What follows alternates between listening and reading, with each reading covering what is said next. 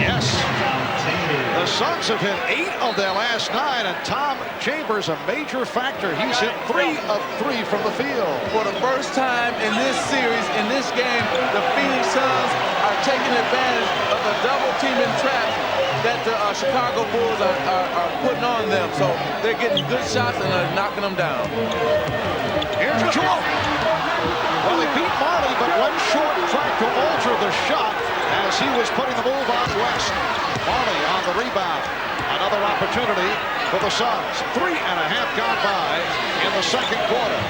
Ainge for West.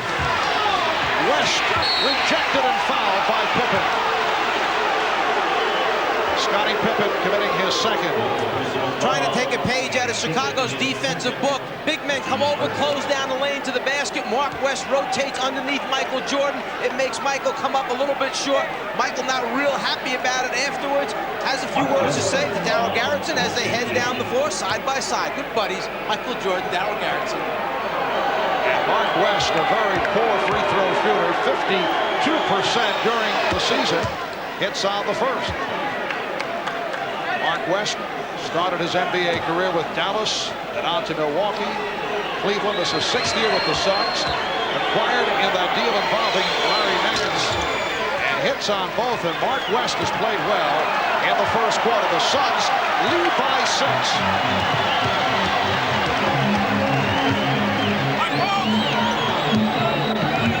Ainge over to double up. Cartwright. They'll jump it up. Pippen and Marley will jump it up. Phil Jackson making some more changes. Darrell Walker, who has seldom played in the playoffs, has come on. He's on the floor along with Armstrong and Jordan, Cartwright, and Pippen. And Danny Ainge read that Darrell Walker was on the floor. He ran right over and double-teamed Michael Jordan. They said, you can have the ball, Darrell Walker. You're going to have to beat us. Walker got to it, and a foul is called. It's on Walker. Mathis with the call, with Walker looking for position against Ainge. Here it is. I think he called Darryl Walker for pushing off with that left arm as Ainge tried to rotate around and steal the jump ball. 6 unanswered points by Phoenix for the 6-point lead. Kevin Johnson goes all the way. Offensive foul. For Kevin, his second personal. Kevin Johnson must understand he needs the in-between game. When you beat the first guy off the dribble, you've got to pull up about 8 to 10 feet from the basket and look to shoot that in-between jumper or then drop it off. You can't get all the way to the front of the rim against this Bulls team. Cartwright. Bill Cartwright in the right spot for the ricochet. The Suns lead by 4. They probably won't give Michael Jordan an assist on that, but he's the one who tipped it to Cartwright. He knew it the whole time what he was doing when he went up for that rebound. Ainge guarded by Walker. Shot clock at 6. West backing Cartwright, and a foul on Cartwright. Not allowing West to get position, but called for the personal. Well, right here, you're going to see that first Bill Cartwright has 2 hands in the back, and that's what the call was, 2 hands in the back. You're not allowed this year to have 2 hands in the back. Non-shooting foul. Second team foul called out Chicago. Johnson, well, it was met by Cartwright on a switch and was able to get the shot off on target. The Suns playing well, lead the Bulls 44-38. 5 minutes and change gone by in the second quarter, and a pushing foul called on Phoenix. It's on Ainge. Going back to that KJ play, if Phoenix want to get him more shots, more involved, still run Bill Cartwright in the pick and roll because he will not come out and challenge KJ. Have 30 seconds to shoot all 12 balls. Contestant with the most points wins a free month of AT&T long distance service. Opposite the Bulls bench, our first contestant, Mark Kirscher of Marinette, Wisconsin. Opposite the Suns bench is Gary Simpson of Mobile, Alabama. Well, as we're looking at the backs of the Phoenix Suns at the moment, Chris, the Bulls, they They came back from Gentlemen, 2-zip ready. down to Get beat New set, York 4-2. go. I mean, that was an incredible comeback. In fact, I think it's the first time in the finals that it's ever been done. So even if Phoenix can pull a game off here, you just cannot see them going through to win the series. I think it'd be pretty tough for Phoenix to take it from Chicago, particularly since Chicago is 7-0 on their home floor during the playoffs here, and they've got an awful lot of momentum. But on the other hand, they just did that to the 10 Knicks. seconds. The Knicks series was interesting. I really thought after the first two games that the Knicks were going to take it. 5, But it 4, seemed like the Knicks 3, just 2, eased off the 1, pedal a little bit. They weren't quite as time. aggressive Our for the winner rest is of the Mark series. Kirscher, And, 2-1. Chicago just came back, and I think Jonas Horace game Grant's is one more injury, people his ankle, to compete. which in the first two games Long really distance bothered him, shootout. he was able to come back from that and really give a lot of help to the team after the first two games. I think that made a big difference. And some of the help that Chicago gets, of course, is out in the crowd. It's unbelievable. They haven't, since 1987, every home crowd in Chicago has been a sellout crowd.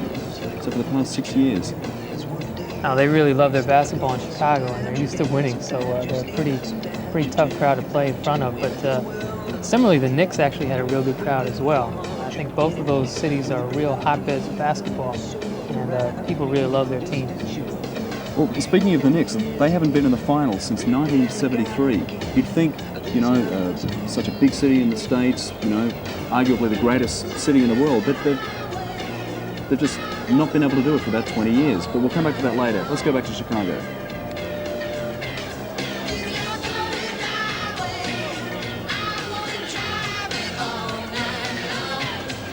Ahmad Rashad back at Chicago Stadium. Now, last week there was a bit of a controversy in Phoenix. Some of the players were wearing this T-shirt. Now, they weren't wearing it because they were feeling cocky, but they were looking for a rallying cry. But Phil Jackson said, wait a minute, it's a little bit too early for you guys to wear that shirt. So they took it off and they put them on ice and probably had a good time. As you can see, Phoenix is saying that maybe you won't wear these at all. Back to you, Marv. Yes, Phil did not want to show the overconfidence. Long way to go in this series. Charles Barkley looks to make his way back. Charles Barkley played only 11 minutes. 1 for 4 from the field, yet the Suns are up by 6 with Barkley sitting down, and he's bothered by that injured right elbow. The Suns have outscored Chicago 23-9. The reason for that was, Marv, because the Phoenix Suns players were not standing around watching Charles Barkley. They were moving without the ball, and getting themselves involved in the offense. Armstrong off the weave set up by Chicago that has been so effective, and the Suns now lead by 4. Yes, Magic, that's the downside. Of course, you'd rather have Charles Barkley in the lineup. We're talking about the league's most valuable player, but at times with the back-end moves, and he does hold the ball too long as Kevin Johnson is able to hit. And there was more movement with Phoenix over that period when they outscored Chicago 23-9. Yeah, you definitely want him on the court, but if the team is playing well without him, that was a smart move by Paul Westphal to leave him out and let the team continue to play well without him. Here's Pippen. Now Scottie Pippen has been off. Pippen is 2 of 7 from the field. But another opportunity for Chicago. Barkley runs in to Cartwright and picks up his first foul. Remember what Mike Fratello was talking about right here. KJ pulls up early. He did not go in to get that offensive foul, and he makes the basket. So KJ must have heard you, Mike.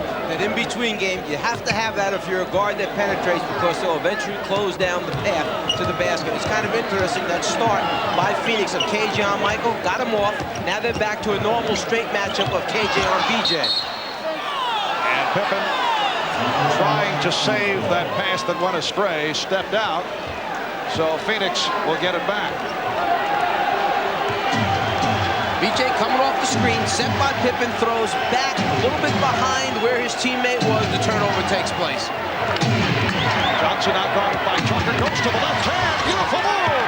Kevin Johnson at his very best, off the crossover, beat Trent Tucker, and the Suns showing much life, now lead by 8 points. Well, because of KJ is showing life. He's making smart decisions. He knows when to drive and when to penetrate now. And the basket right there by Armstrong. Armstrong has 15, Suns 48, the Bulls 42. Chambers guarded by Williams.